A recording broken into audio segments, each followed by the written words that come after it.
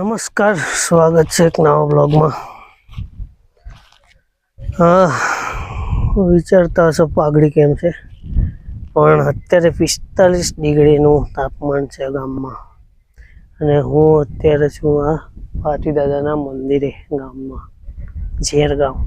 તો અહીંયાથી અત્યારે જોઈ શકો છો વ્યૂ કેટલો મસ્ત છે. હા, બસ બી આવી ગઈ અને અહીંયાથી આખું ગામ કવર થઈ જાય છે લગભગ. આ ડુંગરની પેલી બાજુ અમુક ઘર હોય, આ જે ડુંગર છે અહીંયા આ બાજુ, બરોબર. બાકી અહીંયાથી તો આખું ગામ આવી જાય છે. તો જોઈ શકો અહીંયા આઠમનો વિડીયો નાખ્યો છે એક, ઘણા બધા એવા છે, 2 વિડીયો. તો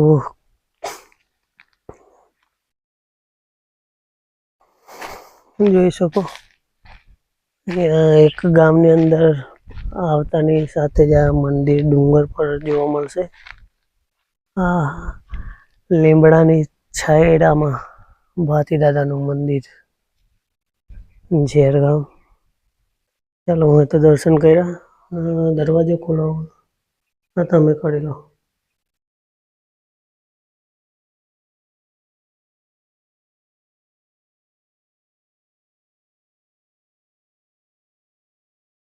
ચાલો, તો હવે ઘણા દિવસ પછી બ્લોગ નાખું છું, બ્લોગ બનાવું છું.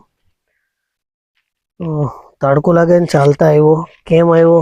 એક મકાઈ ખેતર કરી છે, અહીંયાથી દેખાય છે. પેલા બાજુ આંબા દૂર એકદમ, એટલો ઝૂમ તો નહીં થાય, પણ અહીંયા માળો દેખાય છે એ ત્યાં મકાઈ છે, ત્યાં ભરાઈ જાય છે.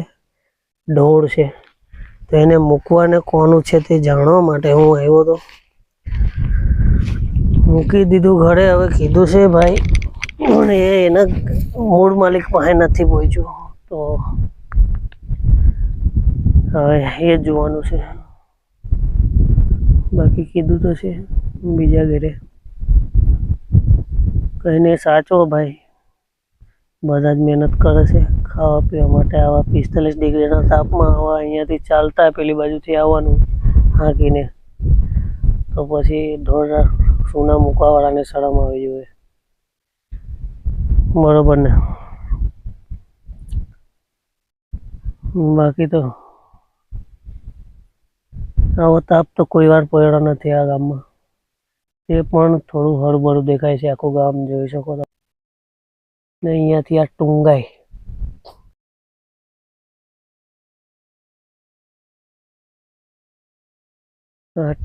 એ સ્ટેચ્યુ ઓફ યુનિટીથી નજીક દેખાય તે છે આખું, બરોબર.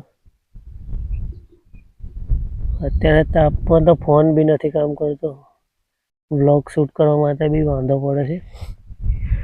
પણ જોઈએ, આ વાઇડ એંગલ પણ શૂટ થાય તો સારું.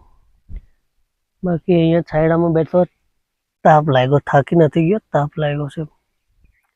તો હવે ચાલીને પાછું જવાનું. બાકી તો દોડતો મંદિરે એમને એમ તો અવાતું નથી ભાઈ, થાંભલા પડ્યા છે. રસ્તે બસ ગઈ ત્યાંથી, અહીંયાથી આમ ચાલતા બી આવી જવાય. બાકી બાઈક અહીંયા સુધી આવી જાય, આ નીચે છે ને રસ્તો, અહીંયા સુધી આવી જાય. પણ હવે એવો સમય નહીં મળતો, આજે મળી ગયો, દર્શન કરી લીધા.